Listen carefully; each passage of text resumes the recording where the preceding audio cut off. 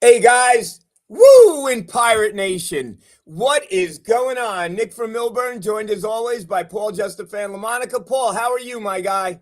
I'm doing fine, Nick. My heart's a little still running a little bit, but other than that, I'm fine.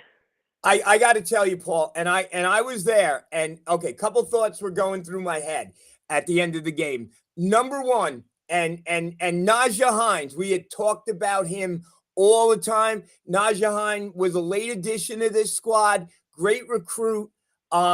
He was there for the putback. So, guys, anyone who doesn't know this, we upset Creighton, and I'm going to call it an upset because we haven't beaten them in a while. 56-54 at home. And 2 years ago, if anybody remembers, this was reminiscent of the game 2 years ago when we went three overtimes and we lost to them. And hmm and we did not lose to them today. We hung in there.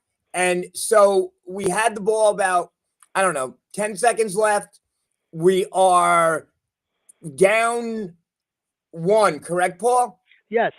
We're down one. So I'm talking to everyone around me. And I said, well, the play is because Trey Parker has been playing lights out and getting to the hole. Let's do a high ball screen pick and roll with Hines. And instead, they gave the ball to Bud Clark, which is fine. He's our big time player.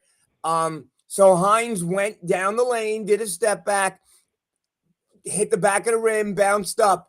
Najah Hines was right there for the putback. And, then we were up one. He got fouled. They had to review the time. So they really gave them a timeout by reviewing the time. Yes, they did. And so when they did that, we then, Hines went to the line, hit the shot, and they got the ball a little bit in the front court or in the back court, a little bit closer, and then tried a desperation shot that we intercepted. And for the first time in a long time, we beat Creighton, and I love it. I totally, totally love it. They had a kid today named Austin Schwartz, number one, who I think was their best player at 16 points, but he's a big mouth. He was after he hit a three, he's mouthing off to Coach Lowry. You don't do that. That was taunting, and they should have gave him a taunting tee. But referee John Gaffney showed some restraint and didn't. But you know what? Never a fan of Creighton. Before you go, let me just say this, Paul. Last year, Shaw was getting killed. Okay, guys wanted Shaw fired. He can't adjust to the game. Shaw did a masterful job this year of reconstructing this team, and he did a masterful job today of with his lineup of putting players in.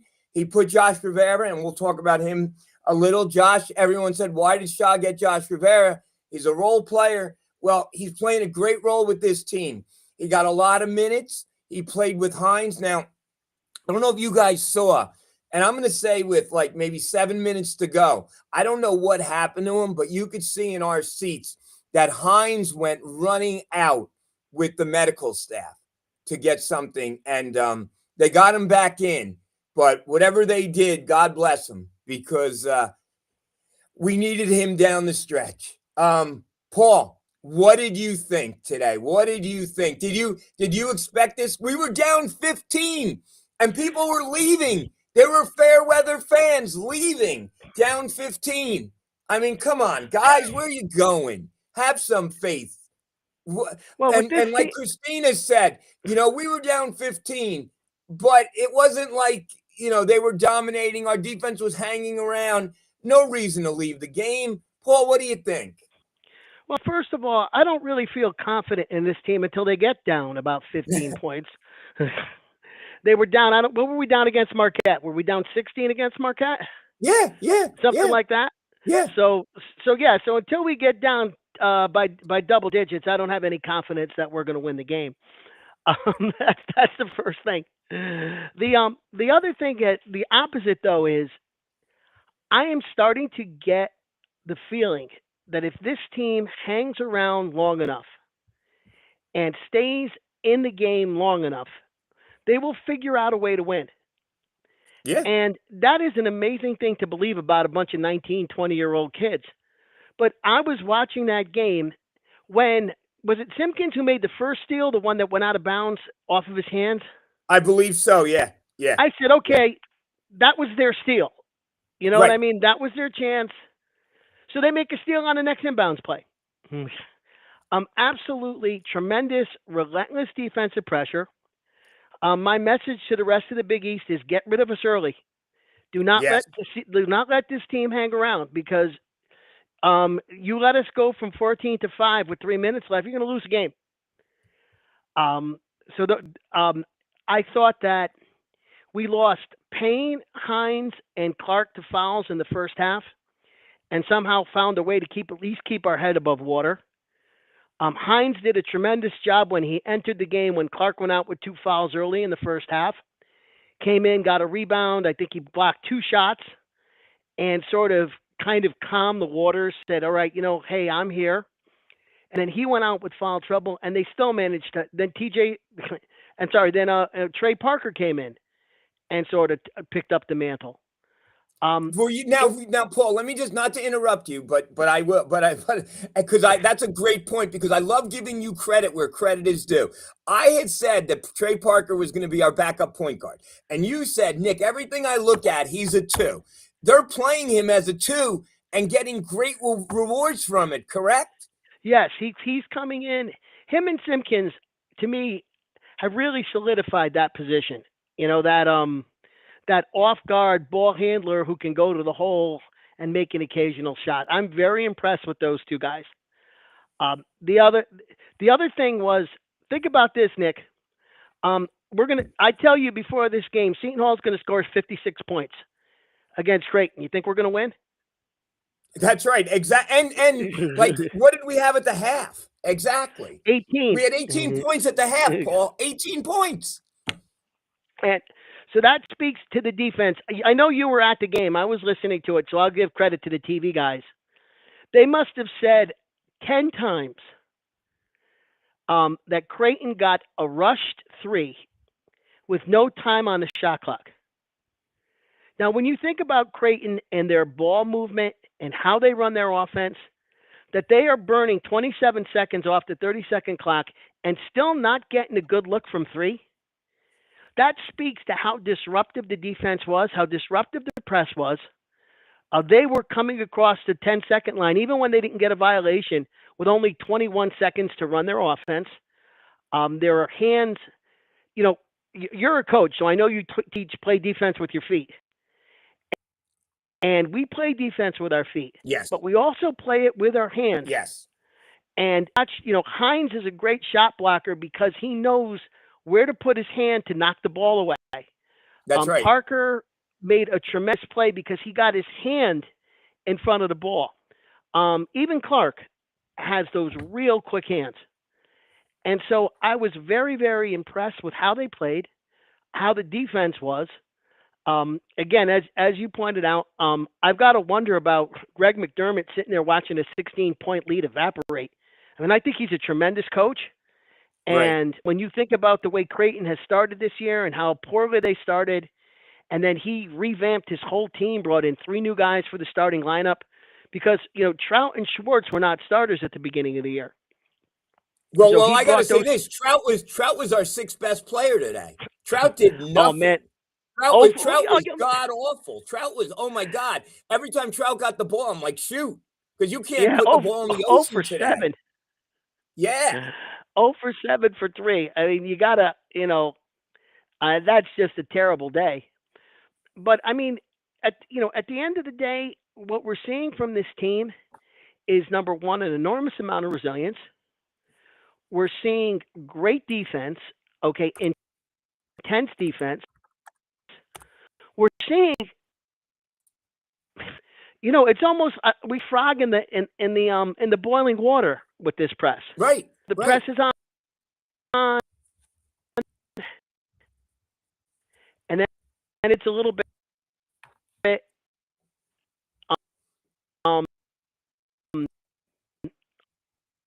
Paul, you're breaking up. Paul, you're breaking up a little bit. Tighter. There you go. A little bit tighter. Yeah, Paul, you're freezing and a little up. bit tighter. Up. Yeah. Paul's freezing. Christina, both frozen up. get Jeff on.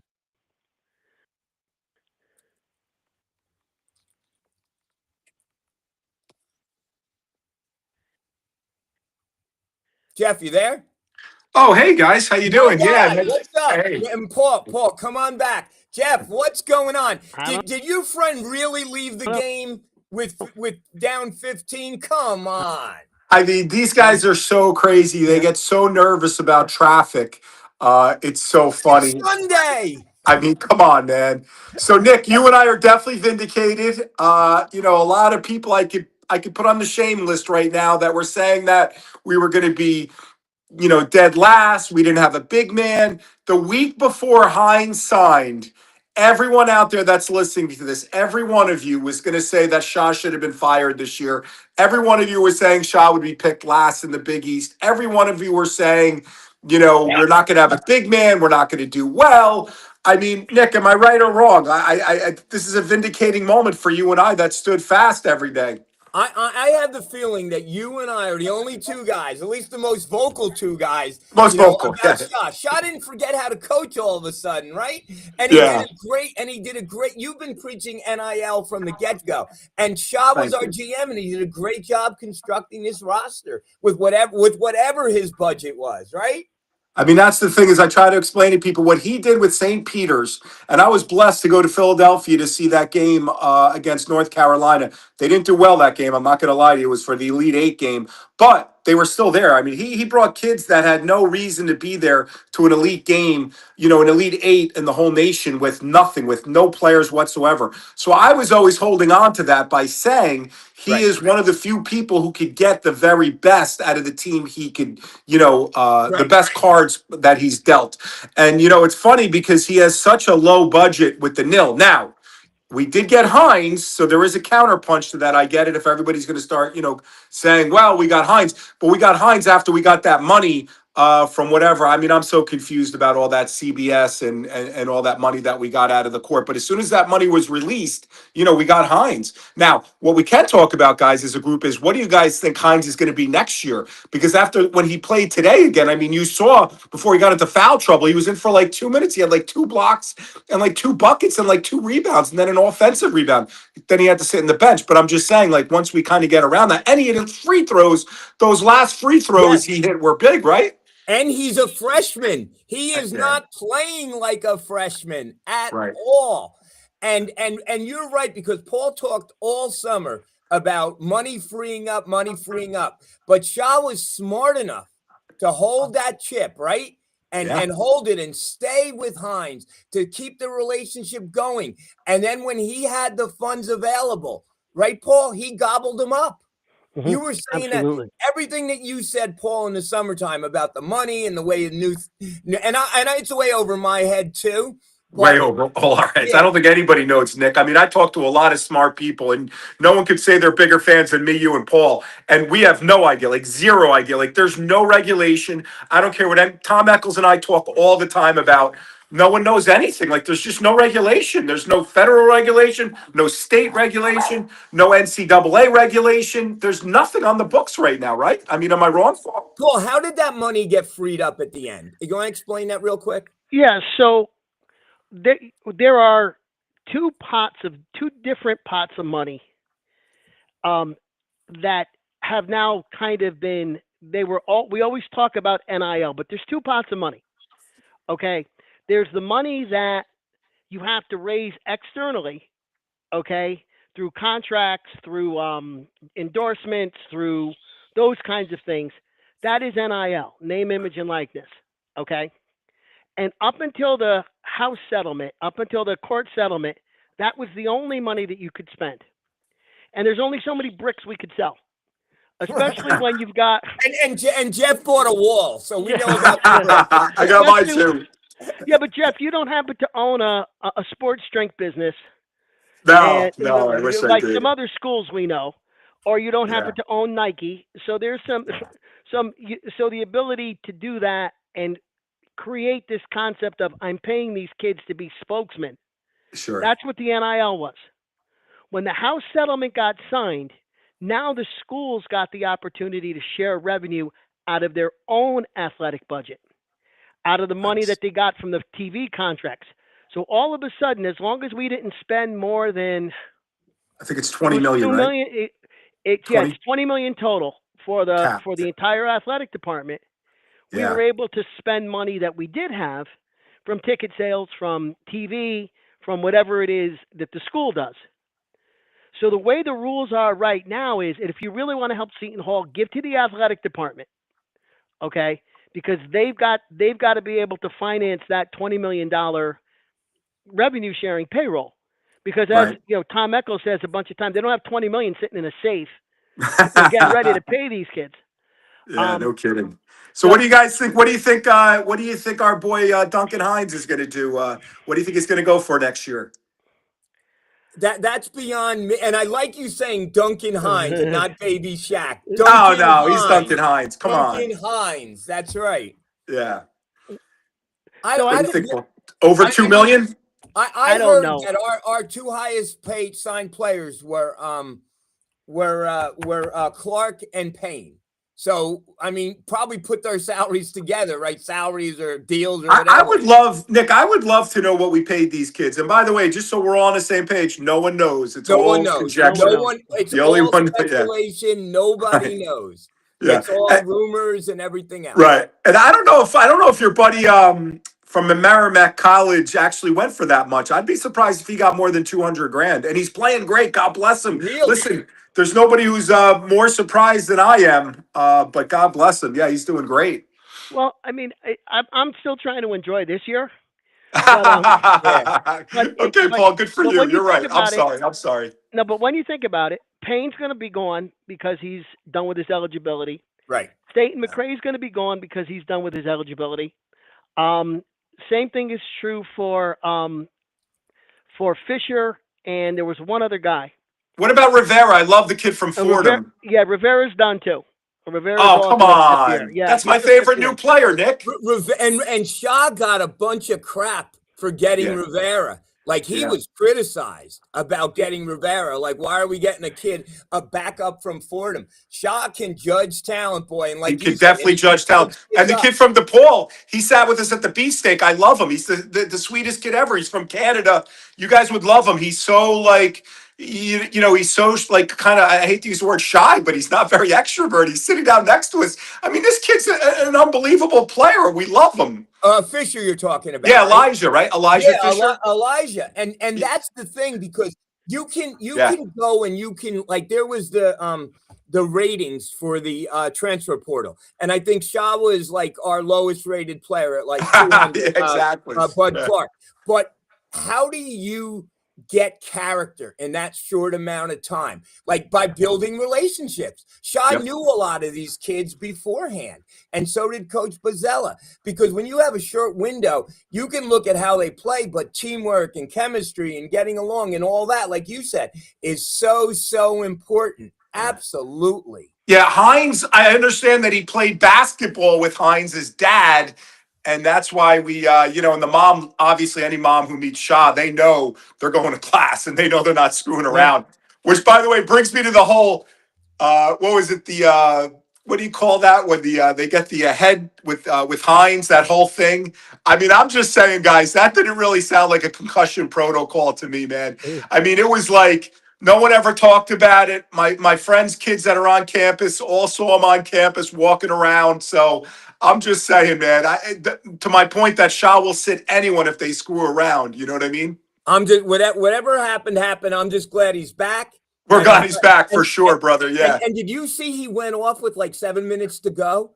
yeah, yeah. I got scared there, and I because got we real sit scared there. I'm like, oh my god, this kid is like having a great game, and his Yeah. feet defensively, oh my god. Oh, we killed it. Christina's Yeah. saying it looked like an ankle. Not sure if the announcer said anything. Paul, did the announcer say anything? No, they didn't. They were. I think they were. I mean, the game was so. There was such a tug of war going on that I don't think that the announcers were paying attention to a heck of a lot that was going on off the court. That's a good point. It was such a tug of war, man. What a game. Wow. I gotta say, this is one of the top 10 games ever, right? I mean, we're down by 16 and we come back and win against a team that's, what were they, 3-1 in the Big East or 4-1 I think they were 3-1, right? 3-0. They're 3-1 now. They 3-0, came in excuse me. 3-0. Yeah, 3-0 in the Big East. Yeah, I mean, that's a big win for us, guys. Big win, man. And for us to beat them, where historically, I mean, this made up for 2 years ago when we lost in triple overtime against them? Oh, we always lost. I don't think Shaw's ever beaten him, right? Has Shaw ever beaten him? No, he's Yeah, never that's beaten. funny. And the other thing is that kid, the NBA kid, what's his last name? I think it's Wells. He's like 40% from 3-pointers. He had what, one today? I mean, that shows we were locking down our defense. I know they took a lot of volume threes, but our percentage was actually better than their percentage, right, Paul? They were 6 of 27. 27. For 22% from 3. Right.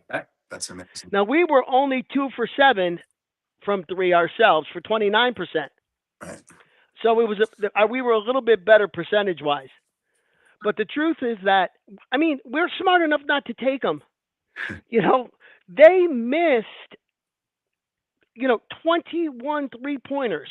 That's amazing. Now think about that. You're coming down the floor, 21, and the thing about they weren't throwing up quick threes. Nick and I were talking about this before. They were running the clock, running their offense, going inside, moving the ball, and throwing up a desperation 3 with 4 seconds left to go on the shot clock. And there were a couple of times, and I'm sure, Nick, you were ready to kill the ref in this, where we the refs were so bad, guys. On the shot clock, and they would call a touch foul or something like that. And I'm saying, great, now we got to play another 30 seconds worth of defense. I mean, that was the thing that I thought that was really, that screen really you're talking tough. about, right, Paul? The screen at the top of the key that they called this on, where he ran through the screen, and he looked like he was just moving around. It didn't look too much contact, right?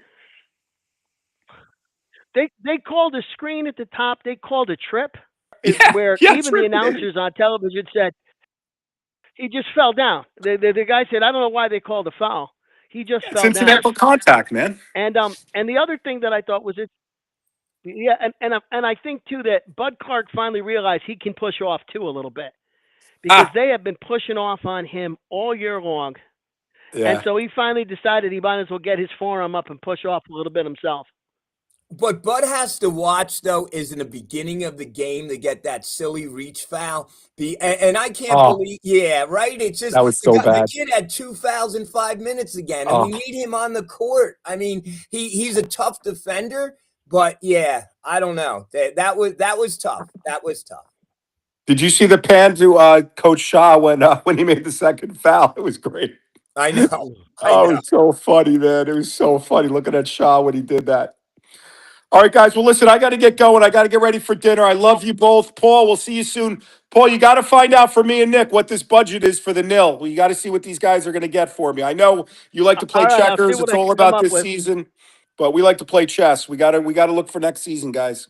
And you made a great point, Jeff, before I let you go. We need, if anything else, for a statement, because we couldn't sign Kadari, right? Yeah.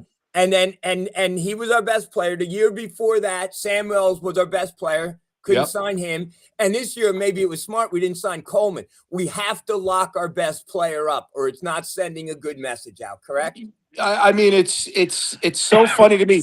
As a matter of fact, it was Crichton last year where the year before? Excuse me, the year before last was when we played Crichton in that triple overtime. I think that was the game that Kadari went to the coaches and said, hey, I need a little more money. Where are we at? I need more money with the nil. And they just said no. And that's when we lost him. You could see psychologically he was no longer a member of the team. He did come back a little bit at the Butler game in Butler for the NIL for the NIT final. But up into that final game, he really wasn't himself, in my opinion, man.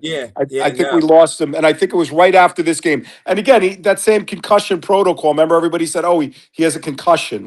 I just don't buy that, man. I don't know. Maybe it's me. Everybody's going to yell at me, but I don't. I really, in my heart and soul, think he went to them and said, "Hey, St. John's is sniffing around." What, Paul? When you talk about trying to put together, I said, when you're trying to talk about putting it together, I got to believe, got to be able to tell the kids who they're going to be playing with.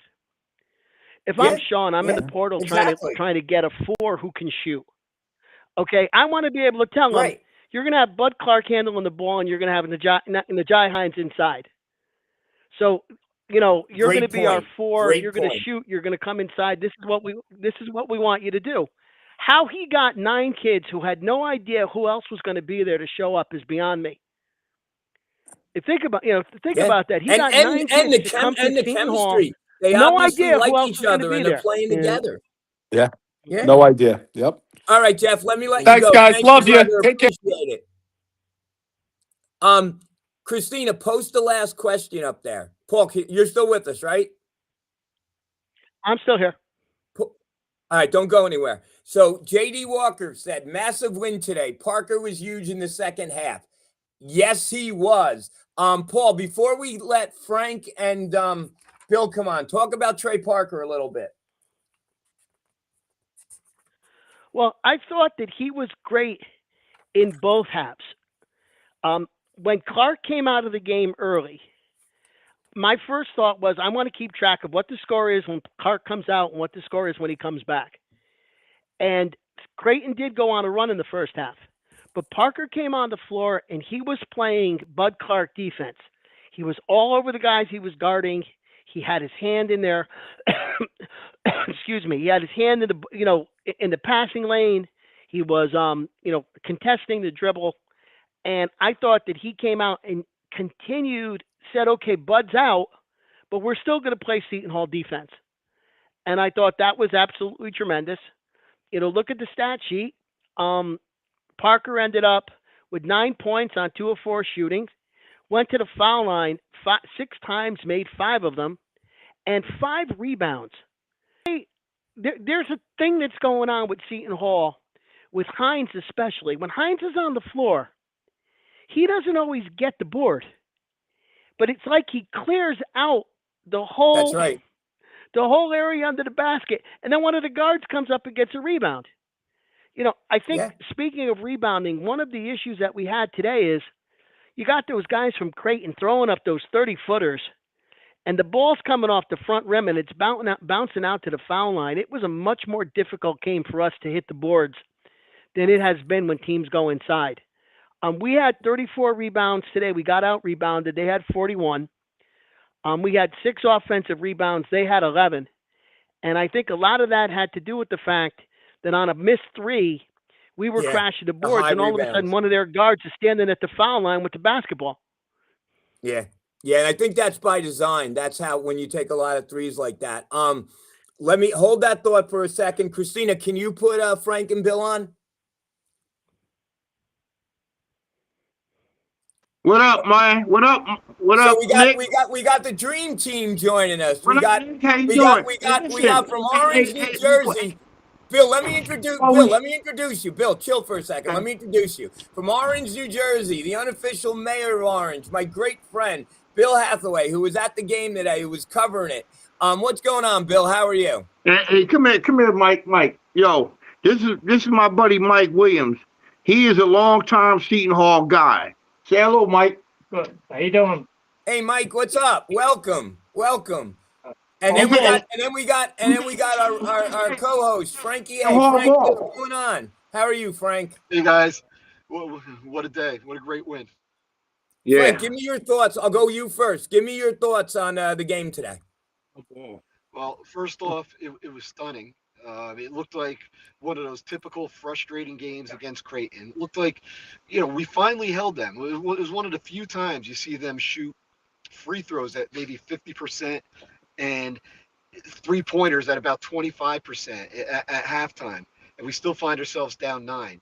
And it just seemed like nothing was falling for us. And it just seemed like it was going to be one of those days. We got on a nice 5-point run to start the second half. And then they go on a run of their own to increase the lead from what it was at halftime. And then, it was like we were running in quicksand for a little while. And I didn't give up hope. Our boy, I was a little disappointed in Ryan Luigi. Did you guys see his comments during the game? I hope he's watching. And here's the thing. And I got and just so you guys know, I got stopped twice today. Okay. Scott Passner, I met you. I thank you. You're Nick from Millburn. Thank you for calling Hall Line. You do a great show with your team and someone else too. But I also get asked the question, and everyone's like, when is Luigi coming back? Sometimes they say Ryan, sometimes they say Luigi. The people that know him from the university, Scoop, his computer blew up. But then, Right. So I don't know the kid's the youngest one out of all of us, and he can't fix a computer. So anyway, well, I didn't see the comments. Was he being negative? I didn't see it at all. I was just, Frank, I wasn't paying what was he doing? What was Scoop doing? Frankie, what was Scoop doing? Frankie's frozen. His comment and poor Samantha. Samantha was at the game and she wasn't. No, I can see it. So, am I? You there? Connection lost. Reconnecting. Frank. Go like this. Paul, I'll go to Paul. Paul, we lost Frank, but did you hear Scoop's comments? What was he doing? Okay. Scoop is Scoop. Yeah, but as Mark Twain said, Scoop is Scoop, and you got to make allowances. Don't get me wrong, I love him. I wish he was on right now to defend himself. But Scoop, I mean, come on. I mean, you got to have faith. If Scoop was at the game, he would have left. He would have been like Jeff's friend, trying to beat traffic on a Sunday at 2:00. Insane. Bill, give me your thoughts. I thought the second half was way better than the first half. Like in the post-game press conference, Coach Shaheen Holloway said, they just kept playing. We got better guard play. We have a balanced team. We did a good job. It was a good win for us. And the way we prepare, the way we play. That's what Coach Holloway's comments in today's press conference. He had, in the post-game press conference, he had Najee Hines, I think it's Trey Parker, and somebody else. But I thought Seton Hall, they really did a good job in the second half. They had 28 bench points, 26 turnovers in the paint, and I think that was a key in this victory. And it was solidarity because I think Creighton was killing us in the first half because at the half, I got the halftime stats. It was like 27-18. They were out rebounding this 23-18. They wound up out rebounding this 41-34. But I think Seton Hall played a solid game in the second half when Najee Hines and Parker. It was by committee. If you score 28 bench points, compared to 5 bench points in the first half, that's a significant upgrade. And I thought Seton Hall played well. The home crowd did help them. Like I said previous on the show, when you're actually at home, you should feel comfortable. And I think it was a great win for Seton Hall. And they just keep doing the right things. What they did, they just played their game. In the second half. I mean, you got to give credit with Hines, Trey Parker, but not Elijah Fisher had 10 points, 3 rebounds. So they got a total of 5 blocks in the second half compared to 4 blocks in the first half. I think they did well today. So let me ask you one quick question, Bill. What did Hines say in the press conference? How did he position himself so great on that play? What did he talk about on that play? He talked about this is what some of the kids said. I just was writing, and Adam Clark says, what did Adam's comment say? They just said that they're a team of religious, they're fight. They know how to fight to come back, and that's what they're gonna do for the remainder of the season. And Najee Hines said, one of the reporters asked him, "How did you like the win?" He's like, "It was amazing. The crowd was amazing. The Rock was rocking today." You They're, know, they're, and they're, that and they're Jersey kids, right? Hines is a yeah, Jersey kid. We don't give up in New Jersey, right, Frank? nope. No, No.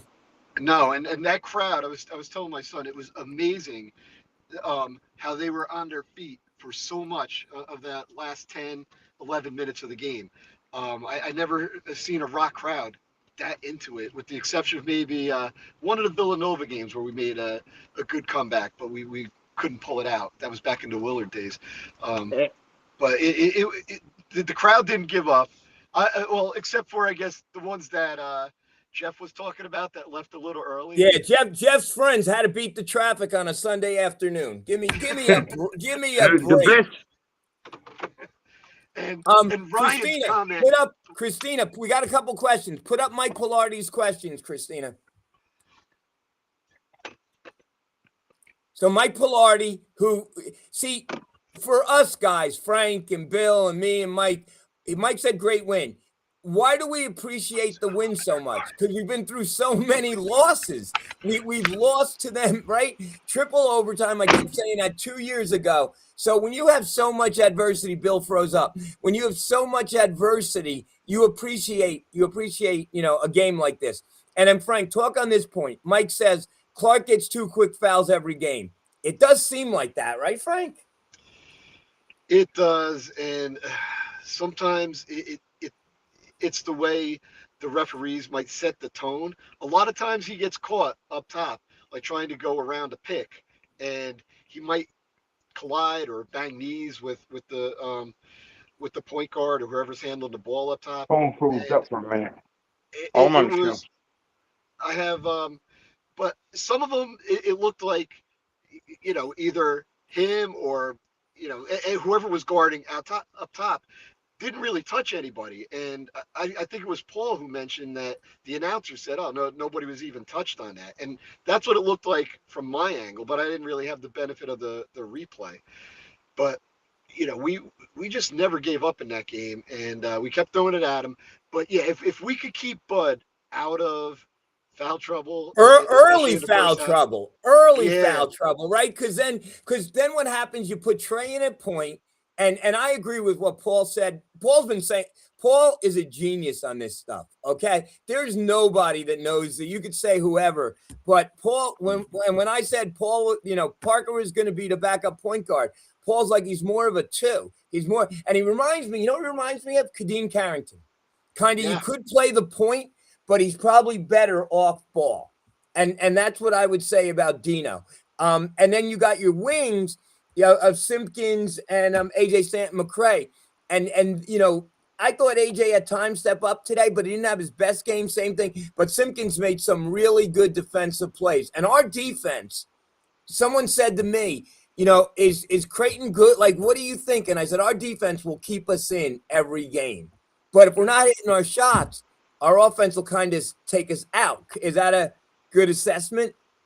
absolutely. And we weren't hitting our shots. We were missing a lot of shots that we would typically. I don't want to say we would typically make, but we would typically make, you know, um, like 2 out of the 4 when we get down low in the paint. But we weren't really putting any of it. We had a lot of bad rim luck.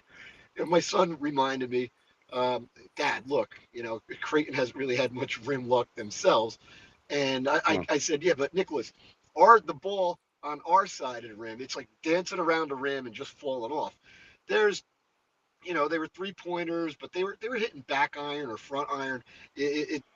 Yeah, they were. I just thought they had a bad shooting afternoon. Paul, let me ask you. Paul's back, and Paul, I just gave you another. I love you, and I love your knowledge, and you're a tremendous addition. But Mike Pilardi wants to know. It seems like Clark gets 2 early fouls every game. Paul? What do you think? He just comes out too fired up? Like, I think that it is that he comes out too fired up, because if you think about a couple of those fouls were him tripping, falling on somebody. He doesn't necessarily get a lot of reach fouls. I was watching that because we mentioned it the last time, and his foul was stumbled and knocked over from behind. I think he's got to play I think he's got to play a little bit more within himself in general. I think that you can see him sometimes come down the court and he the other side foul line and the way he's dribbling, he's going to shoot.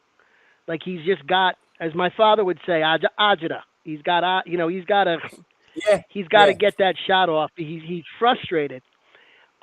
If he plays a little bit more within himself, I think that he'll be on the court for 34 minutes a game if they want him to. It's just a little bit about, hey, take a breath and come out. I wonder. This is going to sound crazy. I wonder if Shah should not start him. I was just thinking about that, but without Felton, then you start Parker.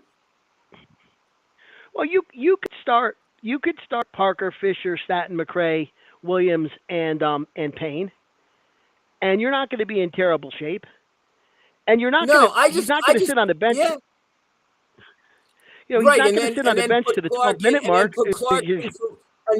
And then not to interrupt, but put Clark in for one of the wings, right? Because I really like that Clark and Parker combination when I've seen it.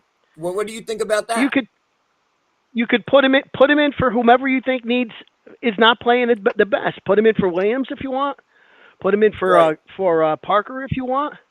But 1740, that first, out of bounds. Now I'm not waiting for the first TV timeout. He's walking over to the scores table at the 19-minute mark of the first half.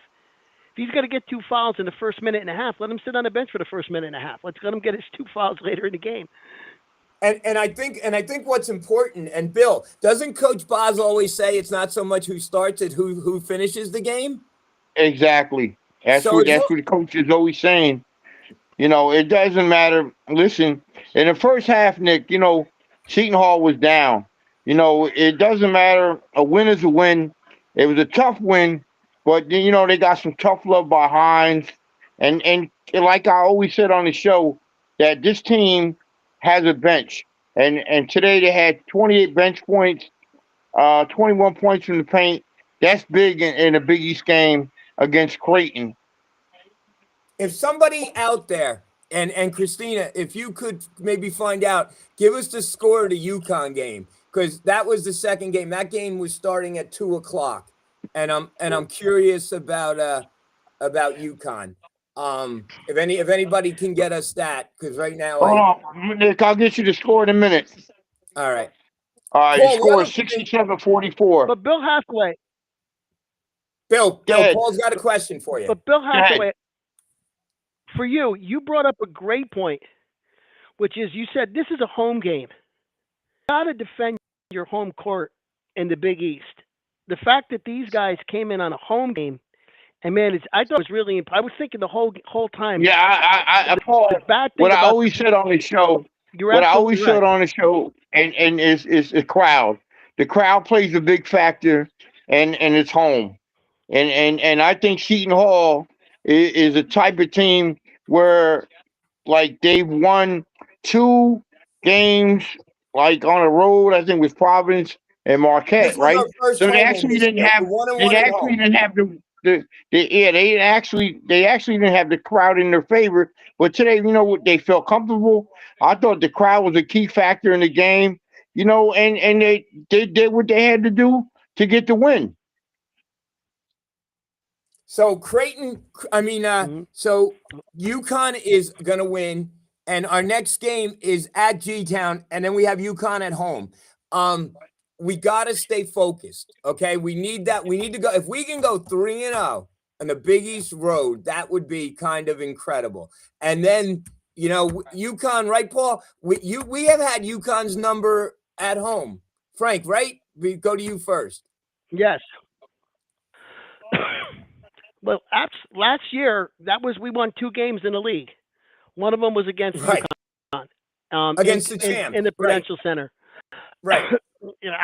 I like to think that Danny Hurley coming back to the Prudential Center can't win there. The only problem is he didn't play in the Prudential Center. He played in the Meadowlands Arena, so that thery's right out. But he played at, I think when he played, I think it was Izod. It might not have been Byrne when he played there.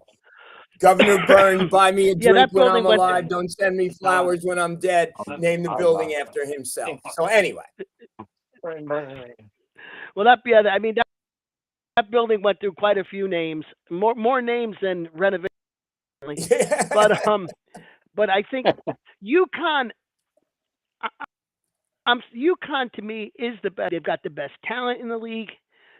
They've got as good a coach as any team has. And as much as I love to get on Hurley's case, you have to give him credit for how well that team is prepared. I think yeah. that let's go down to Georgetown and win. Let's go beat Ed Cooley. That's going to be a big enough problem on the road. And then we get that. UConn comes in. UConn's due for a bad game. They played very, very well. Maybe we get them on a bad night, and all of a sudden we're tied for first place. Bill, are you going? Are you going to that game? Are you going to the Georgetown game? No, absolutely not. No, I was no. going to say, if you're going to the Georgetown game, don't sit behind the Georgetown bench because you might get hit with a water bottle. Exactly. He's done with that suspension, right? So Frank, I'm going to give Frank good news today. His Giants are winning 34-17 over the Cowboys right now. Is that good news or bad news? I don't know what it means, but it means, All right, we got some people that want to come on. Let's pop Junior on first. You guys stay on. Okay. It means Junior, they're picking eighth first. What it means. Junior, what's going on? Nick, give me your thought. No, I mean, I thought it was phenomenal. It was one of those games that, the win means a lot now. The fact that I think the one lead we had, I don't know if you talked about it, I think the one lead we had was like 6-4. Wow. Just today? Bill, Christina, mute Bill. Mute Bill. Thank you. Yeah, I was going to say, I think the one lead we had was like 6-4, something in the beginning. So no, I thought it was phenomenal, and it's going to mean a lot. I mean, if the Creightons of the world, the Providence of the world, or if those are the teams that we're going to compete with for NCAA bids in a couple months, then this win's going to mean so much more. But yeah, I mean, I think that the grit of the team, obviously it wasn't the prettiest game offensively, but the grit, and I see on Twitter a lot of Creighton fans are complaining about the jump balls. I mean, it is what it is. They obviously they shot themselves out of the game. That's on them. So wait, Nick, not to interrupt you. They were arguing about those those were legitimate. Those weren't fouls. All over Twitter. I mean, really? Those were those were legitimate. Paul on TV. Were those fouls or legitimate jump balls? Absolute legitimate jump balls. Nick, I have to bid you guys farewell. But Nick Jr., I'm going to just say this one thought: when you blow a 16-point lead in the Big East on the road, you do not get to complain about a reach jump ball call seconds left. Exactly. When you miss tell Trout to go and hit a couple of shots in that point in the first place. Let's go beat Georgetown, gentlemen. Have everybody have a great night. Paul, thank you. Love you, brother. Thank you. So Nick, what are your other thoughts on the game? I mean, I think a demon was definitely exercised because I don't remember the last time we beat Creighton. Period. We beat them. Obviously, I think we beat them in the Big East tournament the year we won. But I don't think there's been a ton of wins against Creighton over the past couple of years. So I think that itself is major. I know they're technically down this year from what they were in the past, but I mean, that's the type of team that I'd never, think of as anything less than, what they've been the past couple of years, which is just, consistently really good and top 25 and, second round and everything. But, yeah, I mean, I think this is one of those wins that if you want to, hear your name called, and I know 2 years ago we all have like PTSD of how good we were and that we should have gotten our name called. But I think the less reasons you can give the committee to pick against us, and I think a game like today definitely would have been one of those reasons where like, oh, okay, like you lost at home, like to Creighton, a team that you should have beat, but just winning these games that we should win, and I mean the fact that we're going for Big East road win number 3 against Georgetown. I know Georgetown's a little interesting. I know they have their lead scored from Arizona, who's pretty good, so I don't think they're going to be they're not going to be an easy game. I don't think any game at this point is, but the opportunity that we have to go to to go to 3 Big East road wins, and it's still being January. I mean, I think it's a lot of good vibes. And personally, I mean, the top 25 thing, like if we can get it, great. I don't think we will, but also I don't think that's what we're playing for. We're playing for, to get this resume looking as good as it can. And being 13-2, I mean, there's 3 Big East teams with 2 losses, or with 1 or 2 losses. Us, UConn, and Villanova. I think everyone else has like at least 5. So that shows you like we're pretty solidly in that 3 spot. Obviously the Villanova game was what it was, but I think we're at least in that 3 spot, which is just a phenomenal place to be in. And I think that the team has responded. I mean, they're back-to-back games coming back. I think this week off or the 6 days off is going to be great. It's much needed. And yeah, I mean, just keep on going. But every game is going to be a dogfight, and this team has as good a chance as anyone when they're in these kind of games. So it feels great.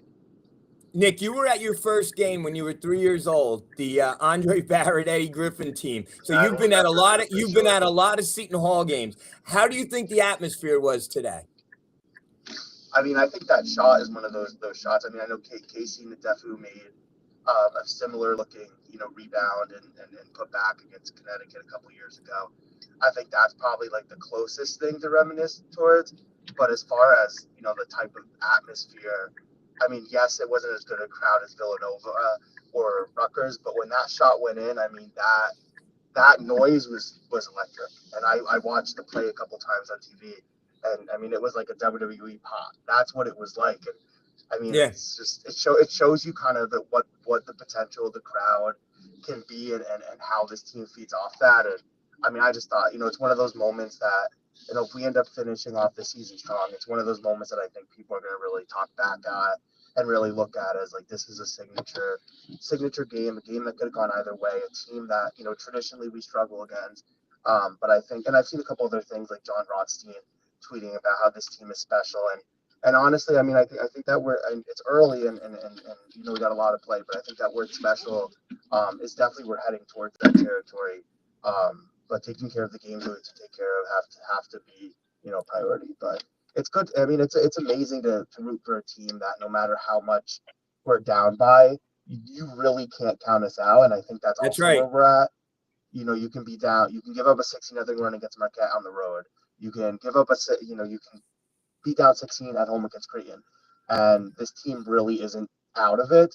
So I think from a fan perspective, it's a lot of positives. And I know the offense wasn't fantastic today, but the fact that this defense can still carry us to a win, and clutch shots can still carry us to a win despite scoring under 60. I mean, it's amazing.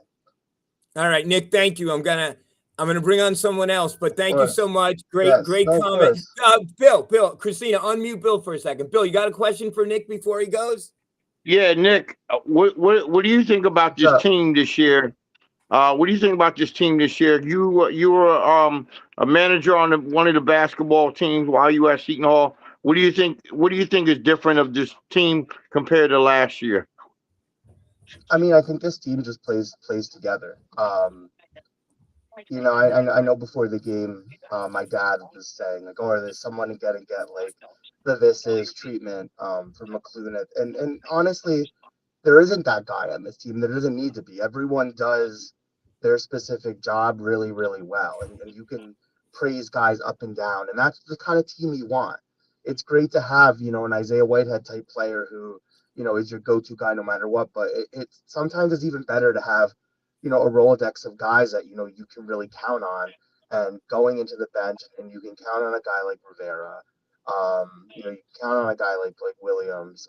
So I mean, it's honestly, it's fantastic, and we'll see. I think the road games are going to be tough. Personally, the one game that I really want to win is I want to win one of those St. John's games. So I mean, the Rutgers game was sweet, but to me, winning one of those St. John's games, because just having to lose to them the way we did last year, obviously the Kadari thing, I think winning one of those games would be amazing. But yeah, I mean, it's a great position to be in. 13-2, there's not a lot of teams with 2-0 I agree with you. in the country, period. So I mean, it's an amazing spot to be in. But no, I appreciate this, and definitely have a great rest of your show. All right, Nick, thank you for popping on. Of course. See you later. Love you.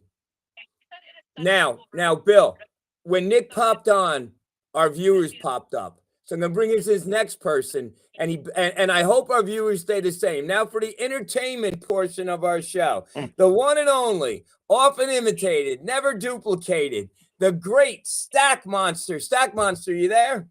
Stack Monster, wake up. Stack, Hey, Nick. what's going on, Stack? Oh, thanks to Doodle over here. I'm no longer hyperventilating, and I'm in a relaxed kumbaya state that can only be brought on by a come from behind Seton Hall win, baby. Ooh, sorry, dude. How you doing, folks? Are you in a good mood like me? We are in a great mood. Tell us how you Yep. feel, Stack. I feel happy. Ooh, wait, can't disturb the cat. Junior hit on a couple of good points, Nick.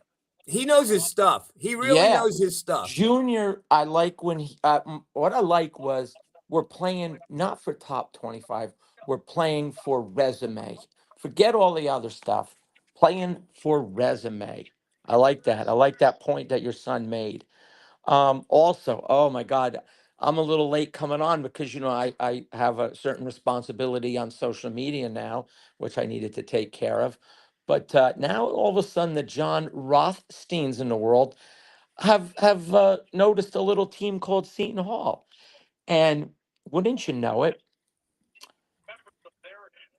all of the Creighton fans are whining and crying about the fouls and the home cooking, and of course, you can come back when the referees are giving it to you. Are these the same fans that saw how we got robbed in that triple overtime game? Was it 2 years ago? That's right. Last year when I don't know, maybe a 5-second violation that they let go. Come on, stop your whining. I've been on the other end. I like this end better. Hmm. Yeah. Yeah. Wow. I couldn't leave. I didn't want to leave. They kicked me out. They're like, come on, folks, we got to get out of here. I tried to go in with the coaches. They wouldn't let me, but Wow. that's right. I don't have a credential, but that was great, guys. Ah, God, I was too amped up. I couldn't have come on earlier. I was a maniac. I don't know what I was saying. I don't know what I was doing. But how's the show going? I missed Frank. By the way, Frank came up and said hi and introduced me to his son today. That was pretty cool. This show is great. People are like, did people stop me in the hallway today and they're asking about the show? They're asking about Luigi. I mean, Luigi, get your damn computer fixed. We want you back on the show. Everyone's, where's Luigi? I mean, and then also, speaking of juniors, I want Stack Monster Jr. on because him and I were talking before that last play, and we thought it was going to be a high pick and roll with Parker, but Yeah. Shaw gave it to his money player, Clark, and good shot, good look, but I mean, everyone in the arena knew he was going to take that shot. But Hines, tremendous positioning. Yeah, well, that was great. Incredible. By the way, did you ever notice how well we do when we have Parker, Bud Clark, and Simpkins on the court together? I mean, they are trouble for the opponents, especially defensively. Stack, let me ask you this: do you like Parker playing with Clark as the off guard? I mean, I'm not enough of an X's and O's guys to know when is the right time, but when I like having all three of them out together. However Shaw chooses to use them, I'm fine with. Stack Monster would probably love to come on and say hi, but he's actually out doing training for some high school players right now. He's working with some high school players after the game. But yeah, I guess so because Parker, there's something about Parker, man. He's just a ball of energy. He may not be a true point guard, but man, he can jump, he can run, he hustles, he hits his free throws. He's just one of those players you want on your team. I He's a mean, player. The kid oh is yeah, the kid can flat out play. He's a and he's only a basketball player, sophomore. right? Yeah. I was saying before, he reminds me of Kadeem Carrington a lot. Okay. You All know, right. not a true point guard, but he could play the point if he had to. But he's more of a combo guard. I like him playing with Clark. I think that's a good tandem, and his defensive intensity is tremendous. Let me ask you this. So Creighton, how many times did Creighton try to inbound that ball? He had to burn what, 3 timeouts, 2 timeouts, He and then burned when they 2 timeouts, and then they wasted a timeout on the review. So yeah, so they actually got a free timeout there on Yeah. on the review, I guess, of how much time was on the clock after the putback by Hines to put us up. But then they got the ball in twice in a row, and we trapped them. And oh Mm. my god, I couldn't believe it. It's unbelievable, guys. Oh, I mean, the two jump balls, and Paul oh was watching it on TV, and Paul yeah, saw the replay because they don't show replays at the arena. They weren't fouls, crybaby Creighton fans. They were legitimate jump I balls. love it. I love it. Hey, do you guys know the game was on Peacock? I know with the ESPN2 games, I subscribed and got it that you could go back and watch the older games. Can you do that on Peacock? Do you know? Yeah, I'm gonna yeah, try. yeah. You could. You actually could. You can go back tonight and watch it. I may do that. Okay. I may do that Yeah. because I just want to Hey, sneak Nick, it I in. gotta get up. I gotta get up out of here. Thank you for having me on the show. Enjoy your weekend, Stack Monster. Keep it going, Seton Hall. I'll talk to you guys Bill? soon. When's our next game? When's our next game? When's the next women's game? The 14th. I mean the 14th, January 14th, at Seton Hall, and the men's is the 13th. The The home men's is game. so the next game is 13. We'll probably do a show after the 13th. 13th, we're up at G Town. Okay, yes, sir. All right, Bill, a pleasure, my guy. Love you. Thank you so much. Talk to you soon. Talk to you What soon. one final thing from me, Nick. So anybody, if you're out there watching and you're listening, send your kids down when the players are coming out so we can get the vibe going, get everybody hyped up.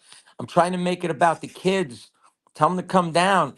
Heck, I even got the coaches and assistant coaches kids coming up and giving me some dance moves and everything before and after the game. So let's get the kids involved because that's how we build the future generation of pirate Let faithful. me ask you a couple questions about the atmosphere Sure. before we go. So what do you think about the DJ? Now, I love DJ to DJ, last year's DJ, and we love our own DJ, Blackjack Bobby Guarente. Bobby, if you're out there, but I thought the DJ got the crowd going today. I thought he did a great job. I think that's important. I mean, look, my son is a basketball coach, and every game we go to, he's always got the music going, and every all the AAU games and the high school games. I mean, that's what the kids and the youth and the fans. That's what it's all about. It's just getting a vibe that gets everybody hyped. I mean, me, I don't need anything. You know what I mean? Oh, I don't even You're hyped enough. I don't even need a cup of coffee. 8 hours of sleep with my CPAP, I'm good to go. But I thought the atmosphere was great. I think Jerry Carino had a great the during the Villanova game. He had a great quote in one of his articles post mortem to that game, and that was that he felt the entire time like the rock was ready to explode, and we were dying to explode, and we never really got the chance against Villanova, and we were all feeling a little bit depressed. I mean, hopeful, but like, you're down 16, you just came back on the road, you're like, questioning in your mind as a fan, how many times can we go to the well? And darn it, we went to the well one more time, and I think we blew the top off the rock today. I hope they can get it back on for the Devils game tonight. Nick made a great point before you got on, and he's been watching wrestling for years. And there's a thing like when a wrestler comes out or something happens, it's called a pop. And Mm. he said when Hines, there was like a huge pop when Hines scored that basket. And that's the Oh, best way. That's the best way to describe it. It's like just the crowd popped, and you can't get a bigger compliment than that. well, yeah, I was popping, and you'll see it. You'll see it on the Facebook page when you look at it. I was popping. I was out of control. So let me ask you one more thing. Yeah. And I don't know if this was an act, but Flagman. Now, first of all, I think you can do more laps than Flagman. Okay, because you might be in better shape than Flagman. No disrespect, but he gutted it out, right? Yeah, Like I thought he was gonna collapse twice, and that got everybody going. So that may be one of the best Flagman performances I've ever seen because of the stop and go, right? hail to the flag, man. Hey, it's about never giving up, right? I think our Pirates have shown that the last couple of games, right? The Yeah, flag man, Jersey strong, never give up. Flagman's feeding into the vibe set by our Pirates, man. Hey, a shout out not to just the Pirates, but to the coaches and the hard work they do behind the scene, the administrators, the team managers, all everybody, man, the families. I went down there. Was my favorite part was thanking all the family members and the friends of all the players for sharing their boys with us, their That's young right. men. They're sharing their talents so that we could have moments like this. And I never forget that. And here's the best part. Talk about Jersey. Our AD, Seton Hall graduate, Brian Feld, we love him, and Jersey strong. And then our coach, Seton Hall graduate, right? Jersey They're strong, bleeding. Jersey guy, never Hey, gives up. yeah. How do you explain a guy like me coming on board 10 years ago? I I didn't know much about Seton Hall basketball other than they had a player named Shaheen Holloway. They went to the. I saw them get robbed in a championship game back in what is it, '89. 89. I saw that, but I was not. I mean, all of a sudden, my son's going to Seton Hall. I'm gonna get season tickets. There's a guy named Miles Powell. I said, I like that player. And here I am 10 years later doing a post-game show with Nick from Millburn, a 50-plus year fan. You can't make this up. And you know what? It doesn't happen without the hard work of the Brian Felts and the Coach Shaws and the Ryan Whalens and the And assistants and the yeah, managers. shout out to Ryan Whalen. Ryan stays behind the scenes a lot, but Ryan is a great X and O guy, and and better yet, he's a great human being. I So we gave love Coach Whalen. I gave a homework assignment to Ryan and Coach Shaw's sons today. At the end of the game, I said, "You go home and you give your dads a hug from Stack Monster." So we need to follow up on that. They looked at me like I was a little crazy, but they were energized, man. No, I Mhm. love the way you get everybody going. And do me a favor, give yourself a plug. Talk about your endeavor on social media. Oh no, it's just about being positive and sharing the hype with everybody. And it's But interesting. what's your platform? I know you're on Tom Eccles, our Seton Hall Facebook page a lot. But what's Well, your other platform? I'm over 60 years old, so by law, I'm only allowed on Facebook and X. I have Right. no idea how to use. I'm on not Snapchat. What's the other one? Instagram. Thank you. That's my daughter just reminded me. I'm on Instagram. I have no idea how to use it. I can't figure it out. We got Glenn Callis. Hey Glenn, thanks for joining us. Glenn said, listen live on radio. Popkin and Cohen do a great job. Yes, Popkin and Cohen do a tremendous job. Back in the day, and I don't know, Glenn, how long you've been following us. And I wish our games were on terrestrial radio again, right? So we could, hear the post game show in the car and everything. Love Hall Line, but used to, and I've been calling Hall Line for 50 years. But back in the day, Warner Fusell did the game by himself. And it was Darius Lane from the parking lot. So, and then the athletic director, talking about buying yourself, give me a drink when I'm alive. The athletic director gave himself, his name was Larry Keating. He gave himself the job as color man. So it was Warner Fusell and Larry Keating for a while. But as much as I love Warner, Cohen and Popkin are a staple, and we Well, love them. I'm a Cohen fan. As a Mets fan, I love Gary Cohen. And yeah, they do a tremendous job. Today, I usually put the app on when I'm walking out to listen to their post game interview with Shaw, but I lingered a little longer today, as I said earlier, and I missed it. It used to be back in the Miles Powell years, you could go on omny.com or something and replay those post game interviews, but I haven't been able to find that I went on Hall recently. Line after the game. I called, and I thought the young man named Christopher did a great job. I think Hall Line was on their game. I think they've really stepped it up, and a lot of engagement and a lot of knowledge. They know their stuff. It's amazing what 13 wins will do for a program. Exact. Like we're gonna one more win, and we doubled last year, right? Oh, well, yeah, but In January.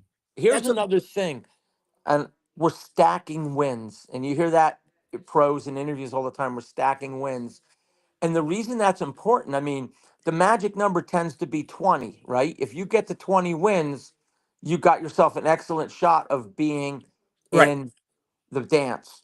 Right. So, I mean, I'm not going to jinx it. We just got to play one game at a time. And, there's a reason why we've had to come from behind. So we're going to have to learn to play a full game, a full, 40 minutes, without having to get ourselves in a hole. But, we only have seven more wins and we get to that magic number. So, One game at every a time. But you're right, and I think this team has just scratched the surface on their ability.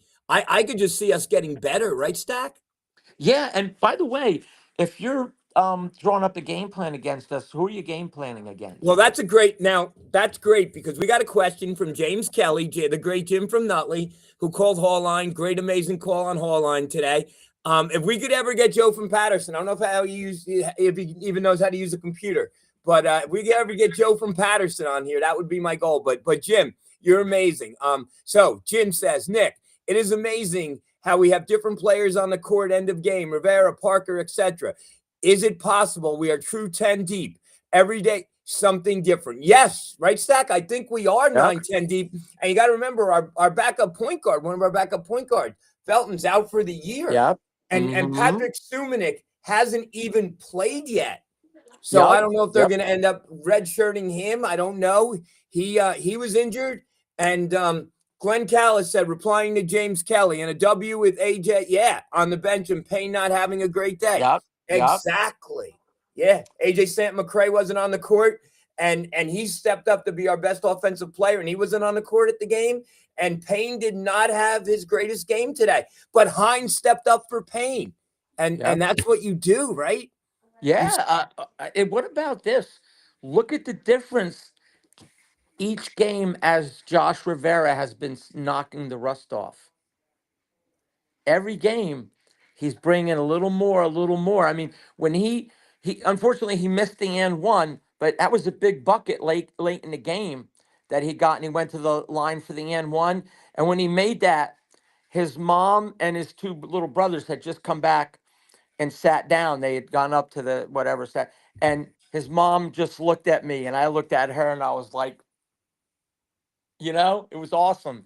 That connection. You asked about the atmosphere, the vibe in there. Nick, you were there. It was unbelievable, especially every time we started to come back early, but they pulled away again. You could tell we were just dying to blow up. And so when Hines got that put back,